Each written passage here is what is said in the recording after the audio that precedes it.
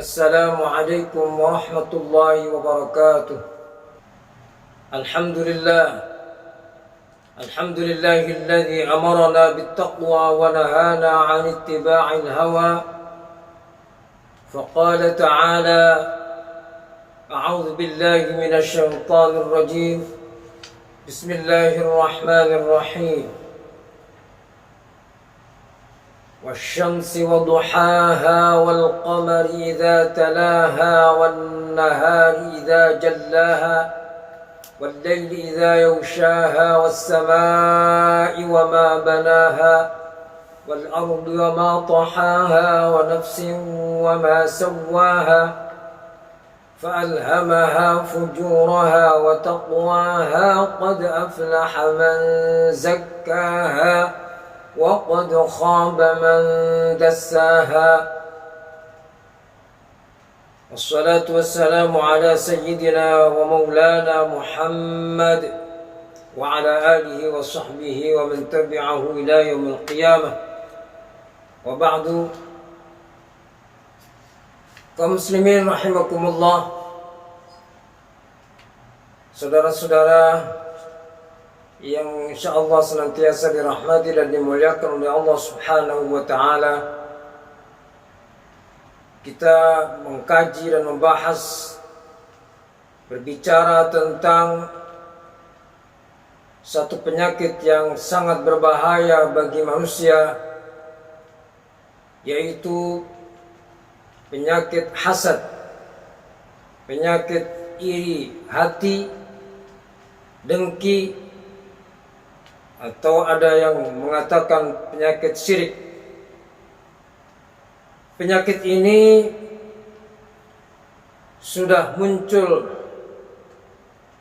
sejak diciptakannya manusia pertama, Nabiullah Adam alaihissalam,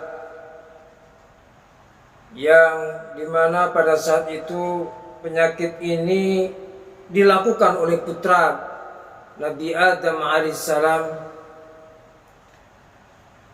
yaitu Qabil. Ketika Allah Subhanahu wa taala memerintahkan Qabil dan Habil untuk melaksanakan ibadah kurban, maka ibadah kurbannya Habil diterima oleh Allah Subhanahu wa taala, sementara ibadah kurbannya Qabil ditolak oleh Allah Subhanahu wa taala, tidak diterima oleh Allah Subhanahu wa taala. Kenapa tidak diterima? Karena adanya penyakit hasad di dalam hati Qabil. Penyakit hasad ini sangat berbahaya. Apa sesungguhnya yang dimaksud dengan hasad? Iri hati. Yang dimaksud hasad yang negatif, yaitu mengharapkan hilangnya nikmat yang diterima oleh orang lain, tidak suka orang lain diberikan nikmat oleh Allah Subhanahu wa taala, dan ingin supaya nikmat itu dihilangkan darinya. Atau dia orang yang hasad menginginkan supaya orang lain itu sama, jadi tidak ingin dia diungguli oleh orang lain. Dia tidak ingin hilangnya nikmat yang diterima oleh orang lain, tetapi dia menginginkan sama dengan orang lain itu. Siapakah yang dimaksud orang lain itu? Orang lain tentunya adalah orang yang kenal dengannya. Ada orang yang akrab dengannya, seperti saudara-saudaranya. Bisa dia hasad dengan saudaranya, kakak kandungnya, adik kandungnya, atau sanak saudaranya, seperti yang dilakukan oleh Qabil terhadap Habil. saat itu Qabil hasad, iri hati terhadap Habil. Atau orang yang dekat tinggalnya dengan orang yang hasud ini, seperti tetangganya, karena dia setiap hari melihatnya, sehingga ketika tetangganya mendapatkan nikmat dari Allah Subhanahu wa taala, maka dia tidak suka tetangganya diberikan nikmat oleh Allah Subhanahu wa taala. Itulah orang yang hasud. Atau teman-temannya. Jadi orang lain ini tidak mungkin dihasudi, diiri kalau orang lain ini jauh darinya dan dia tidak kenal. Jadi orang itu hasud biasanya kepada orang-orang yang kenal dengannya, bisa saudaranya, tetangganya, atau teman-temannya. Itulah orang-orang yang dihasudi, yang diiri. Bentuk irinya tadi bisa dia menginginkan supaya nikmat yang diterima oleh orang lain, tetangga, saudara, temannya itu dicabut, dihilangkan oleh Allah Subhanahu wa taala, dihilangkan, tidak. Entah dengan apa caranya agar nikmat itu dicabut. Bisa sampai kemudian dia mengharapkan hilangnya harta, hilangnya jabatan, dan nikmat-nikmat yang lain. Atau juga dia tidak ingin tetangganya, temannya, saudaranya itu melebihi dari dirinya, dari orang yang hasud. Begitulah penyakit hasud yang munculnya sebetulnya bisa karena adanya kebencian, atau munculnya lahirnya itu dari masalah yang sangat sepele, sangat remeh. Rasa dongkol, rasa jengkel, rasa tidak suka yang berketerusan, sehingga karena rasa tidak suka itu dirawat di dalam hatinya, sehingga lama-kelamaan menjadi hasud. Dan orang yang hasud itu sangat berbahaya, karena ketika orang hasud itu sudah memuncak, maka bisa jadi dia melakukan apa saja sampai kepada hal yang sangat berbahaya, yaitu membunuhnya. Maka seperti cerita yang diceritakan di dalam Al-Quran, bagaimana Qabil membunuh Habil karena hasudnya. Ini adalah pelajaran buat kita. Diceritakan di dalam Al-Quran bukan sekedar cerita, tetapi menjadi pelajaran buat kita bahwa yang pertama, amal ibadah bisa ditolak oleh Allah, tidak diterima karena hasad. Yang kedua, tentu kita hendaknya menghindari, membersihkan hati kita dari penyakit hasad. Jadi yang perlu kita waspadai penyakit hasad ini, karena penyakit hasad ini bisa menjadikan kita sakit secara duniawi, secara kesehatan. Kita hidup ini menjadi tidak sehat, karena sehatnya badan kita, sehatnya jasad kita adalah tergantung juga dari sehatnya hati kita. Kalau hati kita bersih, hati kita ikhlas, bersih dari penyakit-penyakit sombong, penyakit hasad, penyakit riya, maka insya Allah hati kita akan sehat. Dan ketika hati kita sehat, maka jasad kita menjadi sehat. Yang kedua, bahayanya adalah mengancam ibadah kita. Tentu kita tidak mau ibadah kita terancam rusak, batal, hancur, sia-sia karena hasad. Maka Rasulullah SAW mengingatkan kepada kita, iyyakum wal hasada, fa innal hasada ya'kulul hasanati kama ta'kulun narul hatab. Waspadalah terhadap penyakit hasad, penyakit iri hati, dengki. Karena penyakit hasad itu bisa memakan kebaikan. Memakan kebaikan di sini maksudnya adalah bisa membatalkan, bisa menjadikan sia-sianya amal ibadah kita, kebaikan kita. Laksana api yang bisa menghancurkan, bisa meluluh lantakkan kayu bakar. Perumpamaan yang sudah sangat jelas bagaimana ancaman hasud terhadap amal ibadah kita. Makanya orang-orang yang merawat penyakit hasad ini sangat berbahaya. Karena di dalam surah Al-Falaq Allah Subhanahu wa taala menjelaskan bahayanya orang yang hasud, sehingga kita diperintahkan untuk memohon perlindungan dari keburukan orang yang hasud. Karena kalau orang itu sudah hasud, apa saja bisa dilakukan. Bisa menyakiti orang yang dihasudi, orang yang diiri. Bisa juga membuat keburukan, nyantet, teluh, dan keburukan-keburukan yang lain.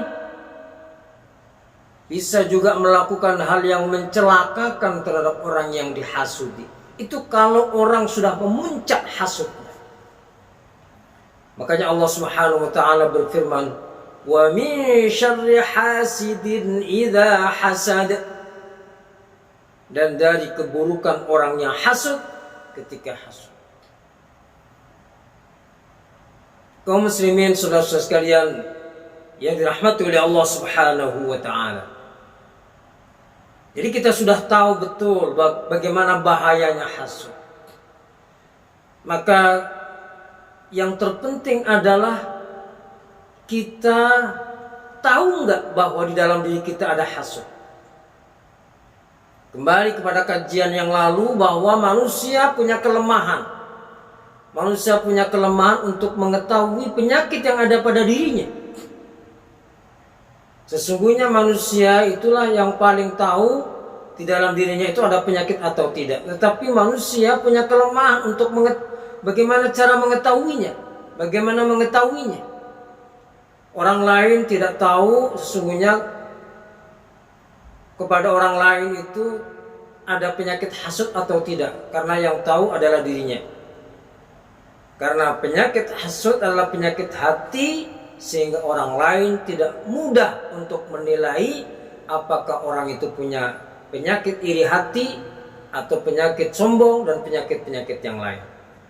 Nah, oleh karena itu saudara sekalian yang dirahmati oleh Allah Subhanahu wa taala, begitu bahayanya sifat hasud, maka perlu kita mengidentifikasi hati kita, ada enggak penyakit hasud di dalam diri kita.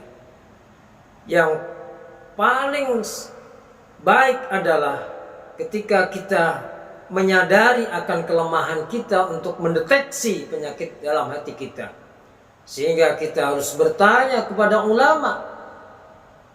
Disitulah maka ulama akan menjelaskan apa ketika kita curhat, ketika kita jelaskan hati kita merasakan demikian, merasakan demikian, apakah itu termasuk hasud? Maka ulama akan menjelaskan. Ketika sudah dijelaskan, maka kita berusaha untuk mengobatinya. Nah, karena penyakit ini berbahaya, maka mau tidak mau kita harus berusaha untuk mengobatinya. Bagaimana cara mengobatinya? Di dalam kitab Mau'izatul Mu'minin disebutkan, "I'lam anna al-hasada minal amrad al-'azimah lil qulub." Ketahuilah bahwa hasad itu penyakit yang sangat besar bagi hati. Wala tudawa amradul qulubi illa bil ilmi wal amal. Dan penyakit-penyakit hati itu tidak bisa disembuhkan, tidak bisa diobati kecuali dengan ilmu dan amal. Jadi dua hal ini yang bisa menyembuhkan penyakit hati kita, yaitu ilmu dan amal. Wal ilmun nafi' di maradil hasadi huwa an ta'rifa tahqiqan anna al-hasada dararun 'alaika fid dunya wad din. Ilmu yang pertama yang bermanfaat adalah bagaimana kita mengetahui bahayanya penyakit hasad ini. Bahwa penyakit hasad ini bahaya, mengancam kehidupan kita dunia dan agama. Dan sesungguhnya kita ketika hasud itu maka sama sekali tidak memberikan bahaya kepada orang yang kita hasudi. Kita hasud kepada seseorang, maka orang itu akan nyantai-nyantai saja. Dia tidak terpengaruh dengan hasud kita, tidak akan mendapatkan keburukan kita. Justru kita sendiri yang rugi. Kalau kita hasud, maka kita yang sakit. Ada tetangga kita yang bisa membangun rumah, kita sakit. Kita sakit hati. Begitu berikutnya dia membeli mobil mewah, maka kita jatuh sakit. Jadi kita sendiri yang sakit, mereka tidak akan sakit. Itulah bahayanya, bahaya duniawi. Bahaya agama tadi itu sudah dijelaskan bahwa penyakit hasud ini bisa akan menghancurkan ibadah kita. Tentunya kita tidak mau ibadah kita sia-sia. Dan itu sudah dijelaskan di dalam Al-Quran dan hadis Nabi. Sudah sangat jelas. Jangan sampai ada orang mengatakan yang tahu diterima atau tidaknya amal ibadah kita hanya Allah. Ini adalah statement yang salah. Kenapa? Karena Allah Subhanahu wa taala dan Rasulullah sallallahu alaihi wasallam sudah menjelaskan tentang ibadah yang diterima dan ibadah yang tidak diterima. Di antara ibadah yang diterima adalah ibadah yang bersih dari penyakit hasad. Amma kaunuhu dararan 'alaika fid din fa huwa annaka bil hasad sakhatta qada' Allah taala. Bahaya agama atau ibadah kita karena hasad di antara lain adalah, yang lain lagi adalah bahwa kalau kita hasud berarti kita benci, tidak suka terhadap ketentuan Allah Subhanahu wa taala. Karena tetangga kita, saudara kita, teman kita ketika mendapatkan nikmat itu adalah takdir Allah, ketentuan Allah. Kalau kita tidak suka berarti kita tidak suka terhadap ketentuan Allah Subhanahu wa taala. Maka kita berupaya dengan ilmu itu untuk membersihkan hati kita dari penyakit hasad. Betapa bahayanya penyakit hasad ini terhadap ibadah kita. Jadi, yang kedua dengan amal. Yang kedua adalah dengan amal. Bagaimana dengan amal bisa membersihkan penyakit hasad dari hati kita, bahwa kita supaya berbuat baik. Wa ammal 'amalun nafi' fi fa huwa ayyukallifa nafsahu naqidha ma yataqadahu al-hasad wa dzalika bitawadhu'i lil mahsud. Jadi amal itu maksudnya adalah praktek. Cara menyembuhkan penyakit hasad tadi yang pertama dengan ilmu. Yang kedua adalah dengan amal perbuatan. Bagaimana kita bisa memaksa diri kita agar kita berusaha memaksakan diri kita untuk tawadhu, merendahkan diri di depan orang yang kita hasuti. Itu caranya. Ini sangat sulit kalau kita tidak ingin mengobati penyakit hasad kita. Kalau kita sudah merasa benar, merasa tidak punya penyakit hasad, tidak akan melakukan hal ini. Tapi kalau kita ingin, kita sadar betul, ya Allah, kenapa saya ada rasa hasud di dalam hati? Saya ingin mengobati hasud di dalam hati saya, ya Allah. Maka dia berusaha untuk supaya hilang penyakit hasud dari dirinya. Maka dia tawadhu, merendahkan diri di depan orang yang dihasudi, berusaha untuk memuji orang yang dihasudi, memuji, wa idharus sururi bin ni'mah, dan menampakkan senang dengan nikmat yang diterima oleh teman, tetangga, saudaranya. Dia tampakkan senangnya. Maka dengan demikian hatinya akan terbiasa. Ketika sudah terbiasa dengan yang demikian, insya Allah lambat laun akan hilanglah penyakit hasud. Walaupun tidak hilang 100%, tetapi bisa meminimalisir, bisa menyedikitkan penyakit hasad yang ada dalam dirinya. Saudara-saudara sekalian kaum muslimin rahimakumullah, yang terakhir tentu adalah kita berdoa kepada Allah Subhanahu wa taala. Di dalam doa yang kemarin sudah disebutkan di dalam kajian yang lalu tentang bahayanya penyakit sombong, sesungguhnya sama doanya, ada kaitannya, yaitu doa Allahumma la mani'a lima a'taita wa la mu'tiya lima mana'ta.